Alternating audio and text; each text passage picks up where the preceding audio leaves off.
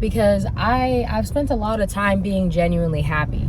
Like, I'll have my days just like everybody else, but my typical state of being is enjoyment and happy. And so I think I went so long just saying like, yeah, I'm happy, yeah, I'm good, yeah, I'm happy, that I didn't realize when I stopped actually feeling that as an emotion. And so when I realized that, I kind of got frustrated. I spent like 2 to 3 weeks in just kind of like just sad, unhappy, realizing that I'm not satisfied. I'm very grateful, but I'm not satisfied, and I wasn't feeling happy, and not really knowing where to go from there, because I really do prioritize my inner work. I don't just preach it. Like, if you look on my platforms at Sparkle Watts Official, this is what I do, guys. Like, I talk about how to get yourself back to who you really are, right? How to get everything you want, how to tap into your power, how to remember that you're worthy and you don't have to earn it. And I live by that. And so for someone like me, I'm like sitting thinking, I'm seeing all these other manifestation videos, and I don't know about you, but if you're like a realist, if you're a logic person like me, I'm sitting here watching these other people who are creators, and they talk about manifestation, and I'm like, why are none of us balling, like just dirty balling, just like got a bunch of money? And the first answer to that is like, not everybody wants the same thing, right? So my version of absolute abundance isn't gonna look exactly the same. So they may be living their ball out version, but I know there are some, right? There are some. So why are we also struggling? And I'm like, I really look forward. I do hold the belief and maintain the belief that you are always the best person to help whoever currently is where you once were. So it's never like too early. You never have to wait until you get it or wait until you get there. Like, start teaching, start sharing, because somebody is where you once were, and you have something that can help them, right? So that they can get to where you are. So I am a believer of that, absolutely.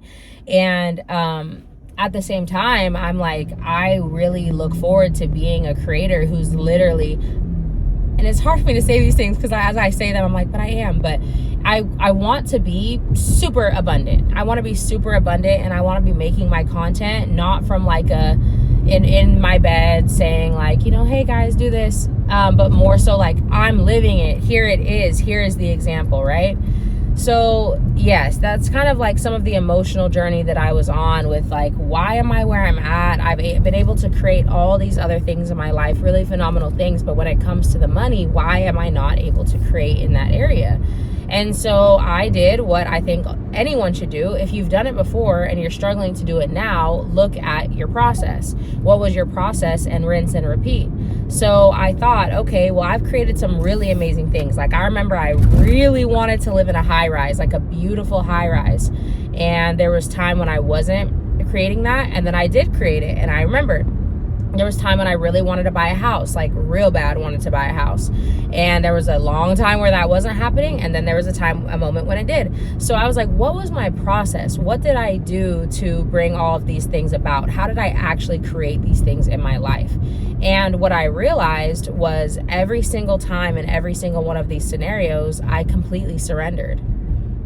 It wasn't work harder. I hope you probably thought maybe I was warming up to something like that. Like, it was not work harder. It wasn't, oh, you were doing this wrong. Oh, it was, no, the only thing that I was left for me to do was to completely surrender. Just surrender. Just, like, understand that everything is not your work.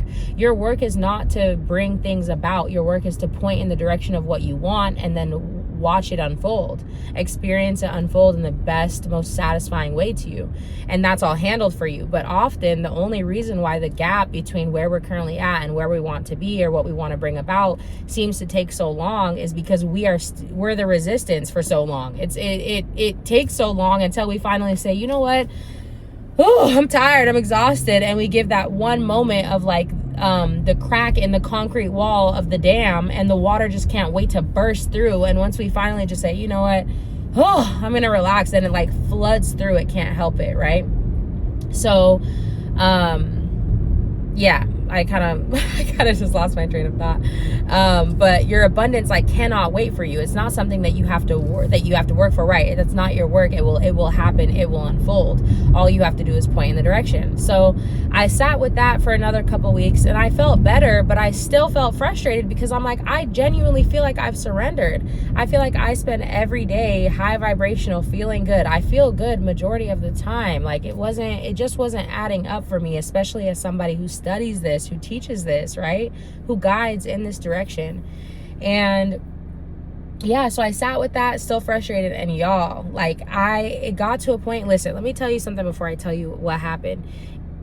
Keep asking questions. Just keep asking questions, because any question you ask, you will become the person who can receive the answer. But if you never ask, then there's no answer to be found, right? Please continue to ask questions, because I sat with myself and I'm like, bro, it's been like 7 years at this point. I have had this even longer than that. It's been like over 15 years, but it's been 7 years of me deliberately creating on this subject. What is the problem? Like, what is the issue? What is the gap? And I really sat with myself. I watched so many videos. I listened to so many talks, and through all of them, I'm thinking that doesn't resonate with me. No, I don't share that. I don't share that belief. I didn't grow up hating people with money. I still don't hate people with money. I don't believe that nobody should have lots and lots of wealth. I don't believe that we have a limit and there's not enough to go around. I don't believe, like, all of these things that people were saying was their pain point. I totally understood it for them, like I get how they came to that, but I did not share that concern. So I'm like, what's the problem, right? What is the problem? And I kept asking that, and guys, it paid off. I was leaving my friend a voice note like 2 days ago. This is like within the last 48 hours. I was leaving my friend a voice note, and I was just like, yeah, like it's been hard for me, to figure out what this gap is, what the issue is, and how I'm feeling. And I finally realized that when I'm listening to people talk about like a scarcity mindset when it comes to money, I was like, I don't relate. There's more than enough to go around. We can always create more. I don't believe anything is a limited resource. I don't believe in that. So I would always push that idea to the side. But what I wasn't realizing is that every time I think about money, how much money I want, how much money I have, how much money I'm gonna make, how much money I'm owed, I'm always thinking about it relative to time. I always connect it to time. So it's like, I want to make this much money in this amount of time, or I got paid this for only doing this much time of work, or my goal is to make this much an hour, a minute, a second. I'm always quantifying money with time. And while I do not have a scarcity mindset when it comes to money, I do have a scarcity mindset when it comes to time.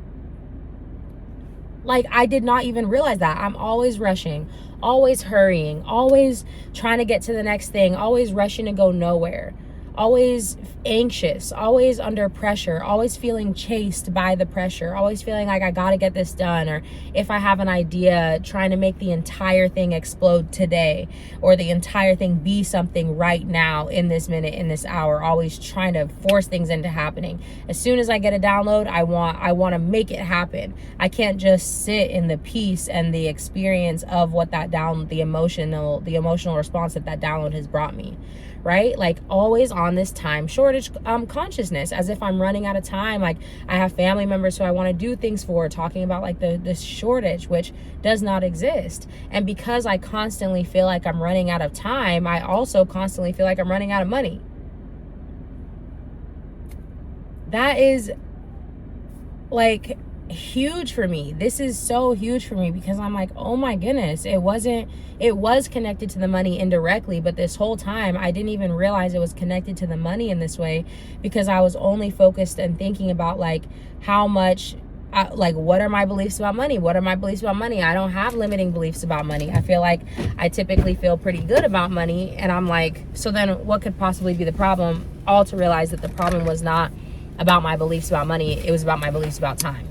And so the three things that I'm doing, the three things that I'm doing to change, right? Your brother's coming, right? Okay. The three things that I'm doing to change this, right? So the first thing, I saw a creator talk about how you can write 3 to 5 present tense identity statements every day. Now, this is something that seemed like simple to me. Like, it didn't really seem like that big of a deal, but I felt the change immediately, same day. Please do this. 3 to 5 present tense identity statements. So whatever it is that you want to be, do, or have, you're going to write a statement as soon as you wake up, as if you have it already in the present tense. Okay. So my first 5, vulnerable moment, I will share. My first 5 were, I have a lot of fun. I'm easygoing. I make $50,000 a month. I'm handsome and wealthy, and I take my time. I think I said all of them, right? So I said those when I wrote them, when I woke up, and then throughout the day, even just like now, how I had to remember the pathway to that thought, training new thinking, because you've been thinking the same things for a very long time. And if you keep thinking those things, you'll keep creating the same life, because that's your thoughts, your reality you experience your reality, you have thoughts in response to it, you think those things over and over, those shape your beliefs, and then you believe those things over and over, and those things cause you to act a certain way, which is called your attitude. You act that way with that attitude for a certain amount of time, that becomes your demeanor, and then your demeanor is the same over amount of time, that becomes your personality, and then that's what people expect from you, and they treat you relative to their expectation of you, and you create the same life over and over and over and over and over again. And so you do this to train these new thoughts, these new ideas that will support the new life that you're creating in real time, right? So change your thinking, write the 3 to 5 identity statements every single day. The second thing that I'm doing is I've been saying, hey, how's it going? I'm just finishing this video real quick. All right, I got guests now. The second thing that I'm doing is I'm saying yes to a lot of things that I typically would have said no to. So one like silly example, like I went to this place with my best friend and they had a mechanical bull, and she was like, I'm definitely getting on that before we leave. And I was like, I am definitely not getting on that before we leave. And because that's just not something that I need, right? That I typically would do.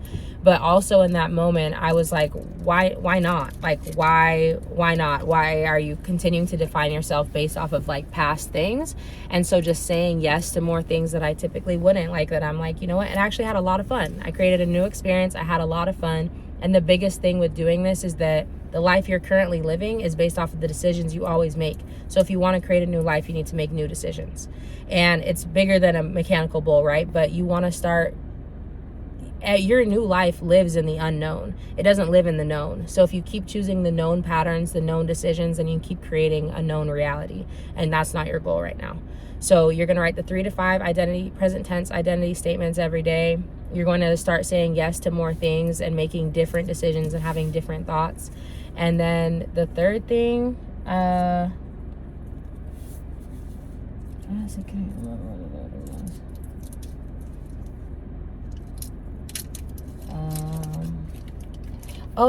window shopping. The last thing is that I listened to this speaker talk about how the only thing that you need to do to manifest great wealth is see it and feel it. You need to feel it.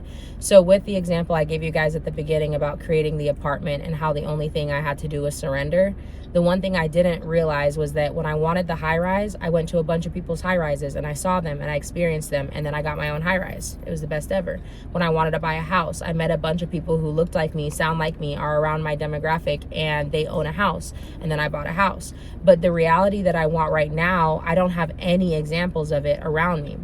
Like, I want really great wealth. I don't know any billionaires. I don't know people who have private jets. I don't know anyone with a yacht. I don't know these things. And so I'm not putting myself in proximity to actually feel what it would feel like to have those things. And that's how you create. So that's how I was able to create those things. And that's why I started to feel like I was at a ceiling with my creation, because I'm not witnessing the new reality I want to create. So it's making things feel slow to change because I'm slow to change. But I can change that immediately.